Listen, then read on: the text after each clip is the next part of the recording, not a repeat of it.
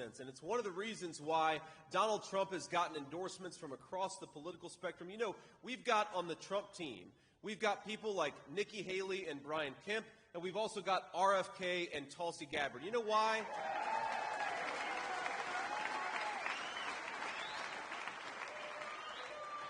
Common sense. Common sense is what unites the Republican ticket in 2024. You don't have to agree with me or Donald Trump on every single issue, but you know we are united in some basic common sense. We're going to close down that border. We're going to bring down the cost of housing and groceries for American citizens. We're going to try to persuade our fellow Americans instead of censoring them, and we're going to fire that crazy person, Kamala Harris. We're not going to give her a promotion. That's the common sense, unity view of the United States of America. Now let's just talk about some of the wages, some of the costs of Kamala Harris's policies. I believe just last month we had the largest fentanyl bust in the history of this country, $12.6 million of fentanyl.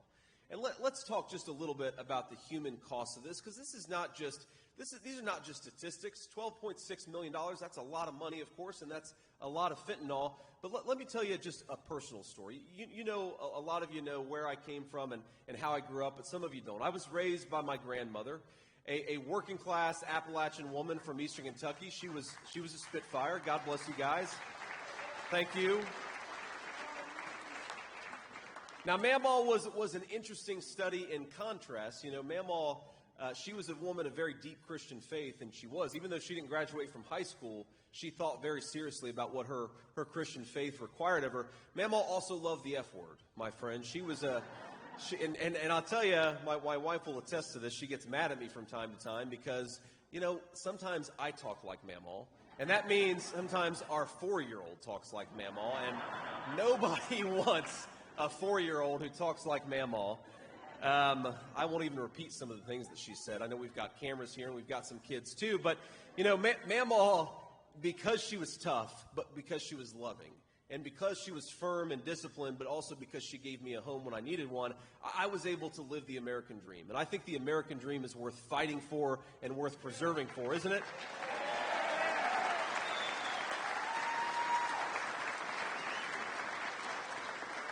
But, you know, the reason Mamaw took such good care of me, the reason she had to take such good care of me is because my mom struggled with opioid abuse for a big chunk of my early life. And I'm very proud to say, by the way, that my mom is now right on the cusp of 10 years clean and sober, and we're grateful to God for that.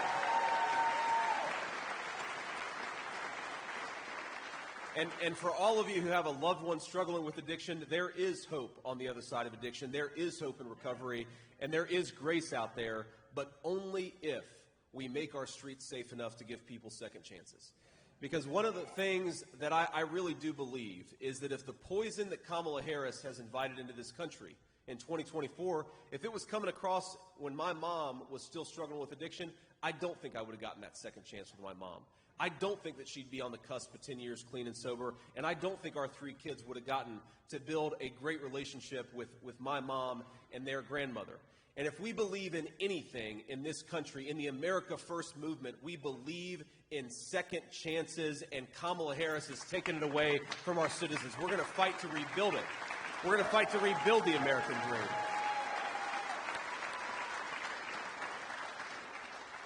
And that is why we've got to close down that southern border. You know, I was in Valdosta, Georgia, about as far away from here as you could be, and the weather's a little bit more temperate in Valdosta, Georgia, even in August. But, you know, they showed me something. The sheriff showed me their interdiction room. And that's where all the drugs that they catch on I-10 or on I-75, it sort of sits at the intersection of two major highways. And they showed me the stuff that they got. And, you know, there's big bags of marijuana. There's cocaine, there's pills, there's a whole host of things they showed me. And you know what they showed me? I was confused by it. They showed me a big box of candy. And, you know, it's like Nerds candy, which I think to myself, well, I don't like Nerds very much. I'm more of a chocolate guy, but it doesn't belong in the sheriff's interdiction room. And you know why it's there? because the drug cartels have figured out that if they disguise this stuff as candy, it's easier to get it into this country. And by the way, what's sick people? What's sick people who use children's candy as a disguise for deadly drugs? And what a sick person we have as vice president who invites these people into our country to do business instead of throwing them out. But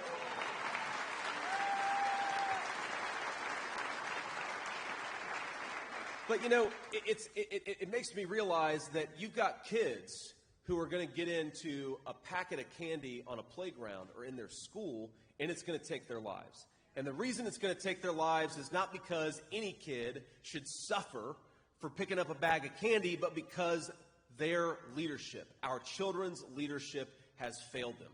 What kind of a person lets drug cartels do business in their country? What kind of a person allows the drug cartels to disguise fentanyl as candy? And what kind of a person invites these people to get rich off of our country while our own citizens die? I don't want to answer that question, what kind of a person, but she sure as hell shouldn't be president of the United States, which is why we need to say, you are fired. Kamala Harris is fired.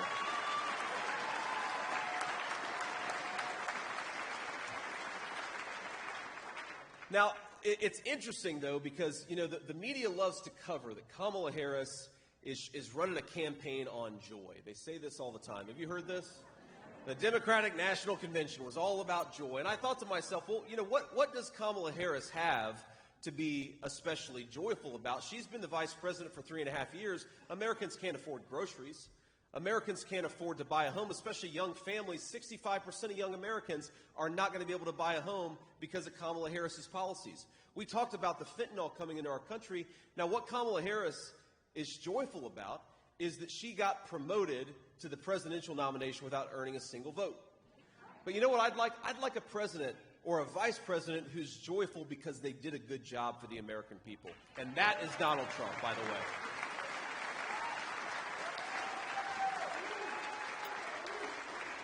Because as much as the media loves to lie about him, Donald Trump has got the best sense of humor, and he's having a lot of fun out there on the campaign trail, right? We all know it, we see it, we watch it every day, but here's the thing.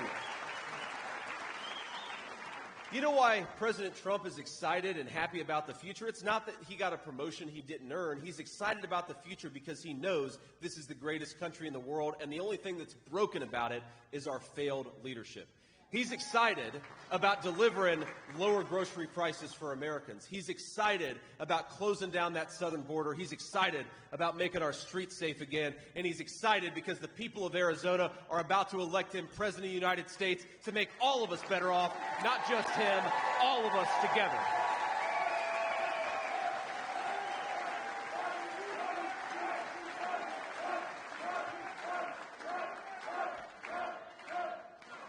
So here's what we're going to do. We're going to end catch and release. We're going to close down that border. We're going to wage war against against the Mexican drug cartels, not against the American citizens who are suffering because of those drug cartels. And we are going to make this country great again. Now, I want to offer one final point here. Donald Trump gave a speech today, and it's the first time I've commented on it publicly, but I think it's one of the most interesting speeches I've ever heard an American president give. Because, you know, Kamala has this slogan. She talks about, you know, we're not going to go back. And I always ask myself, Kamala, what are you talking about? We're not going back to what? To low inflation, rising take-home pay? We're not going back to a secure southern border? I'd like to go back to all those things because the American people were doing a lot better.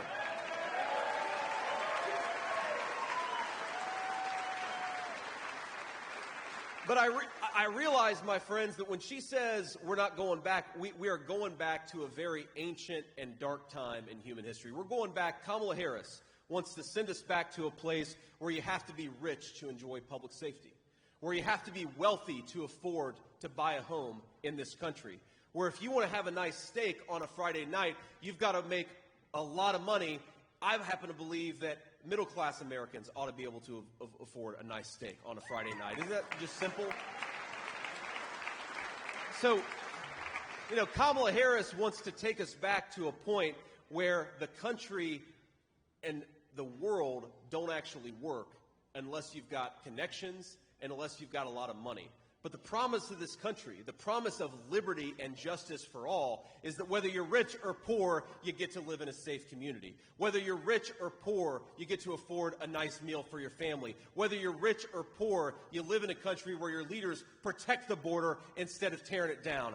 Kamala Harris wants to take us back to a time when America didn't even exist, because in America, every citizen controls his own destiny. Every woman controls her own future. Kamala Harris wants to take us back to a broken time in world history. Donald Trump wants to rebuild the American promise where everybody, we all believe in liberty and justice for all, and every single citizen gets access to it. That's what Donald Trump's trying to bring us back to.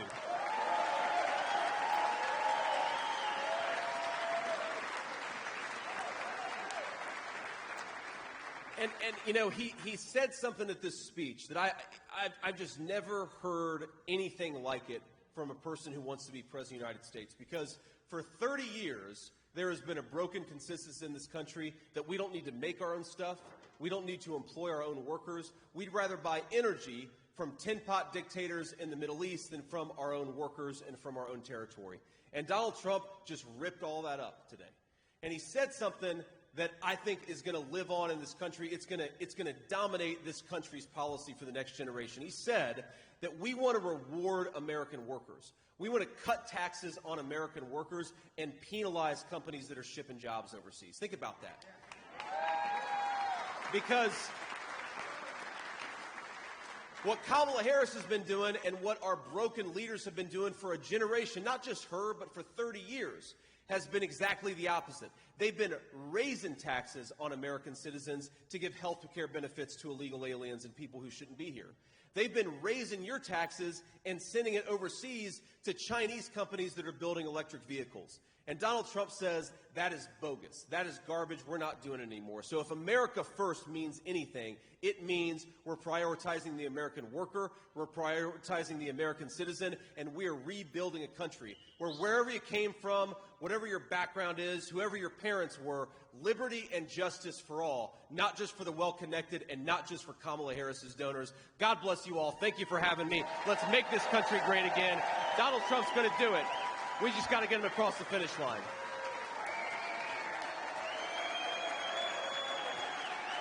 God bless you, sir.